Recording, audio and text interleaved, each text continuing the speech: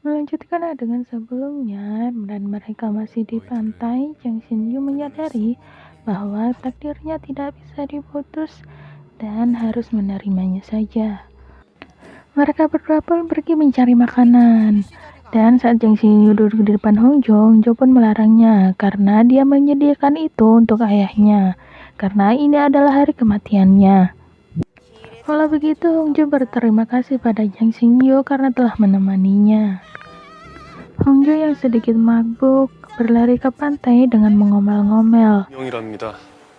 제가 끊어낼 수 없는 운명이니 받아들여라. 영혼이 두근두근하면서 당신을 Lama 쫓아다녀야 kemudian mereka berdua pun pergi pulang naik taksi.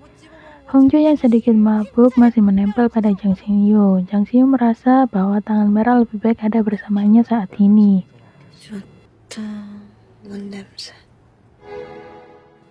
Esok harinya terjadi kegemparan di taman kota, di mana plakat yang tertulis nama pohon-pohon di sana berlumuran darah.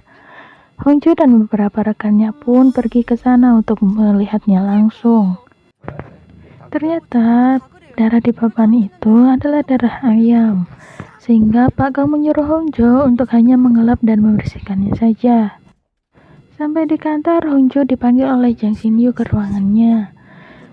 Hong Jo mengira Jang Shin Yu akan menyelesaikan masalah papan berdarah itu, tapi ternyata tidak. Jang Shin Yu hanya mengetes Hong Jo apakah dia mau datang atau tidak. Dan Hong Jo sangat kesal akan hal itu. Jang Shin Yu pun hanya terduduk dan heran dengan sikapnya sendiri. Lalu dia teringat saat dia semalam di bar dengan temannya. Nayeon menelponnya dan mengabari bahwa telah terjadi sesuatu. Tapi saat Jang Shin Yu ingin menemuinya, ternyata Nayeon dan teman-temannya ingin memberi kejutan padanya. Ternyata Nayeon ingin mengajak Jang Shin Yu untuk menikah dan tidak rela jika harus putus dengannya. Lee Hong Jo pergi menemui dukun Enwol di rumah sakit lansia. Mereka pun mengobrol dengan akrab dan menceritakan tentang Jang Shin Yu bahwa mereka akan melawan takdir itu. 저 며칠 전에 피 봤어요. Adegan berganti saat Jang Shin Yu dan Nayeon sedang berjalan-jalan bersama. Tiba-tiba Jang Shin Yu melihat Hong Jo sedang berjalan-jalan. Dia pun mengikutinya, tapi dia tidak menemukan Hong Jo. Jang Shin Yu pun pergi ke rumah Hong Jo untuk memastikan, tapi ternyata Hong Jo memang tidak pergi ke sana. Dia baru saja menjenguk dukun Enwol. Dan Jang Shin Yu merasa bahwa mantra ini sangat mengerikan. Dia punya pacar yang sangat cantik seperti Nayeon, tapi kenapa dia malah mengejar-ngejar Hong Jo? Hong Jo pun sedikit risih dengan kata-kata Jang Shin Yu, karena Nayeon dan juga Hong Jo pernah satu SMA bersama. Tapi saat itu Nayeon malah merundung Hong Jo karena mengira dia telah merebut pacarnya. 시판 좀 부탁해.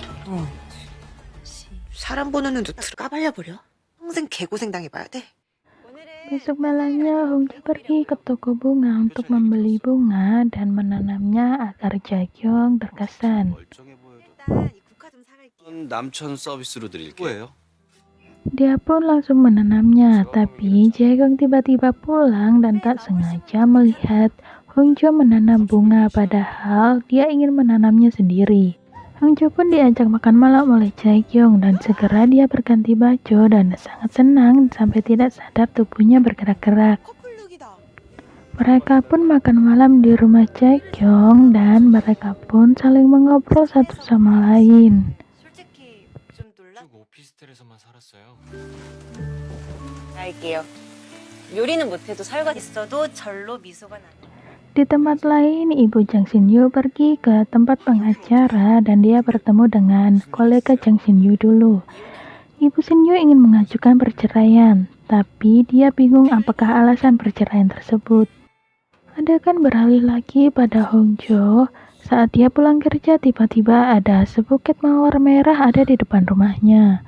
Dia sangat senang dan mengira itu adalah dari Jaekyung.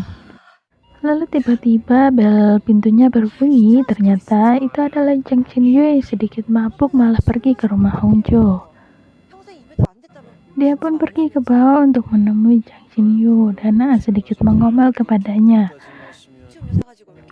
Lalu tiba-tiba Jae-kyung datang dan bertanya ada apa ini.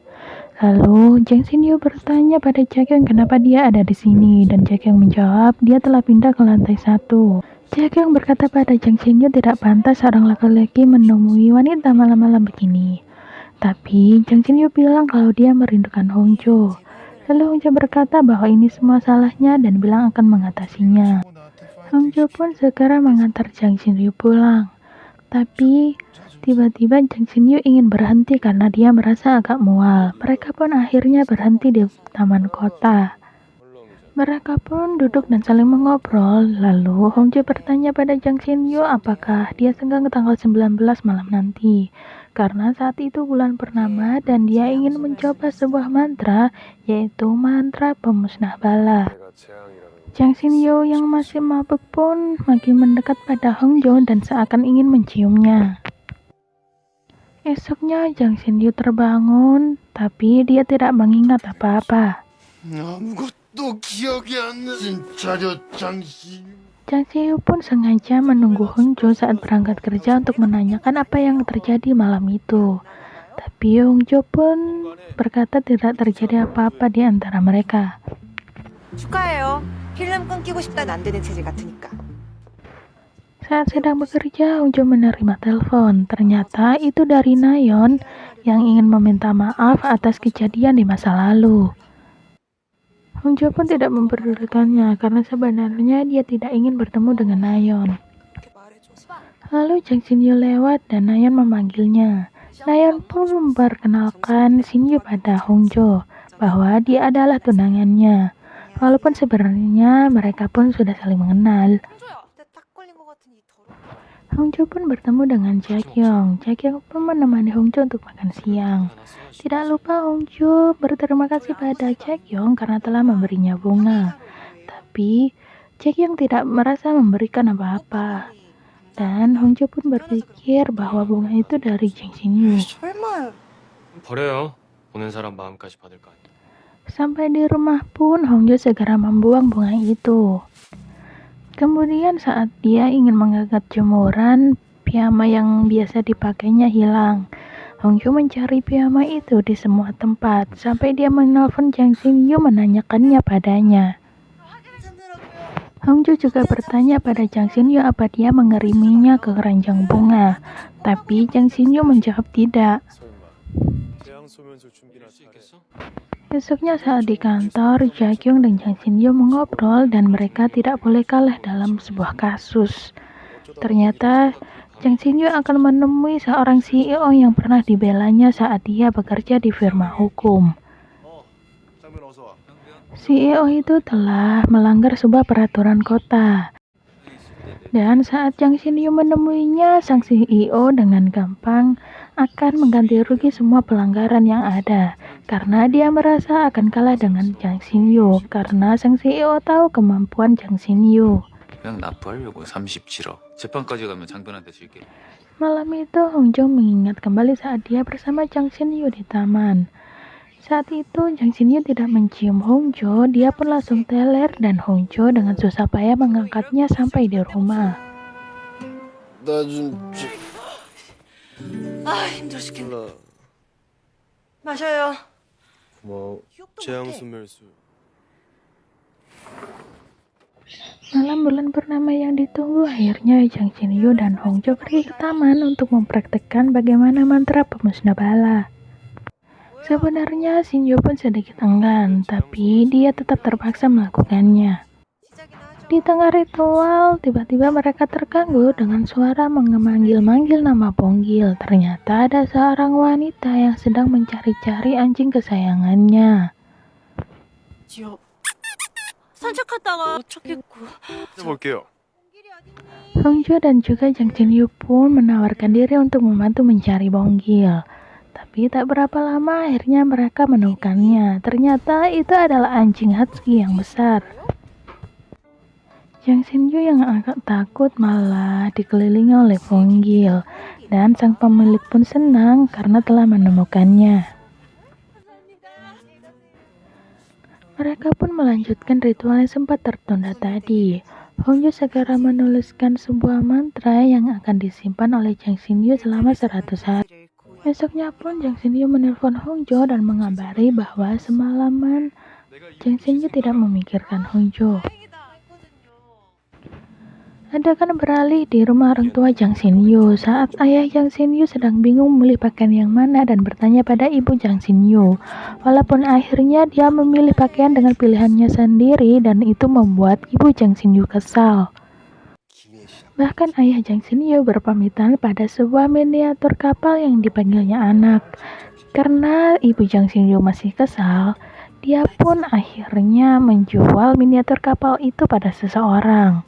Dia pun janjian di taman dan ternyata dia adalah pengacara teman dari Jang Shin Yu. 100만 원도 넘는 걸 20에 파셔도 되는 거예요? Saat ayah Jang Shin Yu pulang dan melihat miniatur kapalnya hilang, dia marah-marah pada ibu Jang Shin Yu dan mengancam akan bercerai. Tapi ibu Jang Shin Yu malah senang karena punya alasan untuk bercerai. Kembali ke Hongjo saat akan pulang, dia menerima telepon dari pemilik toko bunga yang biasa ditemuinya. Ternyata orang itu malah menunggu Hongjo sedari tadi dan membawakannya sebuket bunga. Hongjo juga bertanya apakah dia yang mengiriminya mawar, dan ternyata iya. Merasa heran dengan sikapnya, Hongjo bertanya kembali apakah dia pernah minum air di dalam tumbler yang pernah dibawanya. Karena itu berisi ramuan cinta. Ternyata dia juga pernah meminumnya. Hongjo mulai risih dengan sikapnya. Untung saja Jang Shin Yu datang dan mengantar Hongjo pulang. Di mobil, Hongjo bercerita pada Jang Shin Yu bahwa si pemilik toko bunga itu juga meminum ramuan cinta. Hongjo pun sedikit diomeli oleh Jang Shin Yu, walaupun Hongjo sedikit tidak menerimanya. Jang Shin Yu ternyata masih merindukan Hongjo dan dia membuka jimat itu dan percuma untuk menyimpannya. Karena ternyata tulisan yang ada di jimat itu adalah tulisan yang salah. Dan karena kecerobohan Hongjo, mustahil mantra ini akan ampuh. Dan lagi-lagi mereka bertemu dengan Jae-kyung di depan rumah. 내가 정리가 안 됐어. 이용조 씨를. Lalu adegan pun bersambung.